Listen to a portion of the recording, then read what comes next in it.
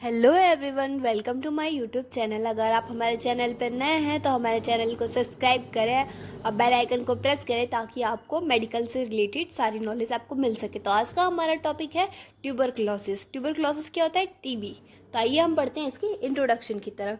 TB is caused by a Mycobacterium tuberculosis bacteria. तो क्या होता है ट्यूबरक्लोसिस? टीबी क्यों होता है? मेनली मायोबैक्टीरियम ट्यूबरक्लोसिस बैक्टीरिया की वजह से होता है। It is a mainly affect the upper respiratory tract and lungs. ये क्या करता है? किसको अफेक्ट करता है? ये सबसे ज्यादा अफेक्ट करता है अपर रेस्पिरेटरी ट्रैक्ट और हमारे लंग्स को अफेक्ट करता है। It transfer to person with the help of nose droplets. ठीक है, ये ट्रांसफर होता है person to person nose droplets के थ्रू।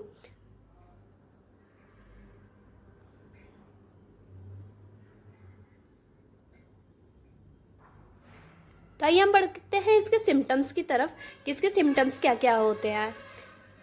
आपको इसके सिम्टम्स में देखने के लिए मिलेगा कि चेस्ट पेन होगा पेशेंट को, ब्रेथलेसनेस होगी, फटीगनेस होगी, फीवर होगा, कफ प्रोडक्शन होगा, बलगम होगा, शॉर्टनेस ऑफ ब्रीथिंग होगी और वेट लॉस होने लगेगा। सडन वेट लॉस होगा और स्प्यूटम होगा, स्प्यूटम का प्रोडक्शन होने लगेगा।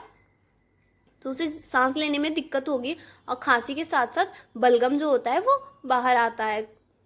तो आप देख सकते हो सिम्टम्स में क्या क्या। सबसे पहले उसको चेस्ट पेन होगा, उसके सीने में दर्द होगा, ब्रेथलेसनेस सांस लेने में दिक्कत होगी, फटीगनेस होगी, फीवर बुखार सा होगा, फिर कफ हो जाएगा उसे।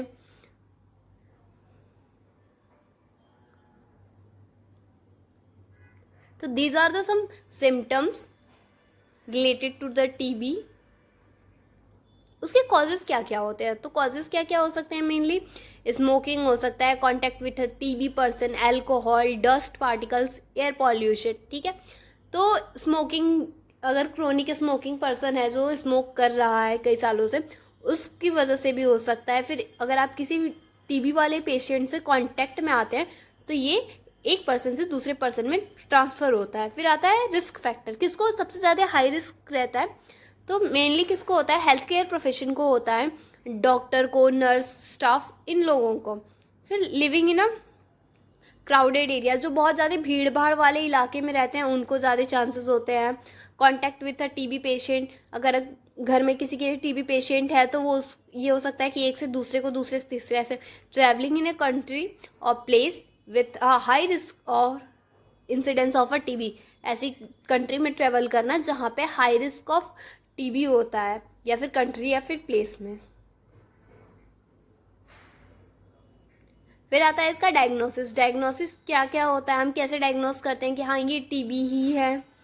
तो सबसे पहले तो हम करवाते हैं चेस्ट सीटी थोरैक्स करवाते हैं, चेस्ट एक्सरे करवाते हैं, ट्यूबरकुलोई स्किन टेस्ट करवाते हैं, अब बैक्टीरियोलॉजिकल टेस्ट होते हैं कुछ, हम उसको करवाते हैं। सीटी थोरैक्स में क्या देखते हैं?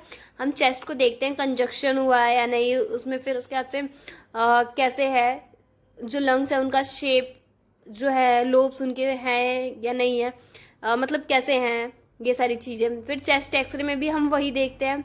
और ट्यूबरकुलोई स्किन टेस्ट जो होता है मेनली ये ट्यूबरक्लोसिस बैक्टीरिया को डायग्नोस करने के लिए होता है कि है या नहीं है। फिर देखो, आप देखो यहाँ पे इस एक डायग्राम जो है वो नॉर्मल पर्सन का, एक जो है जिसको टीबी है, तो वहाँ पे आप ब्लूइश जो आप देख रहे हो कलर, वो टीबी के साइन एंड सिम्टम्स होते हैं। जब हम एक्सरे में देखते हैं तो ऐसा ही दिखता है लोब्स में।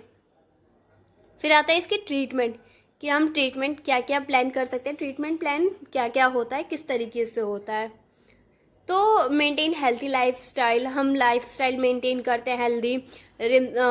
ये मेडिसिन हैं, इनको हम देते हैं और मतलब इनकी डोजेज होती है। फिर उसके साथ साथ हम, अगर पेशेंट जो है अगर वो हॉस्पिटल में एडमिट होता है तो हम उसको पीटी भी करवाते हैं, फिजियोथेरेपी, चेस्ट पीटी करवाता है, जिसमें कि जो स्प्यूटम या फिर बलगम जो भी मतलब की है, और जो चेस्ट का कंजप्शन हुआ है लंग्स का, वो भी हम सही कर सके उसके लिए करवाते हैं। तो thank you for watching my video. Like share and subscribe my YouTube channel.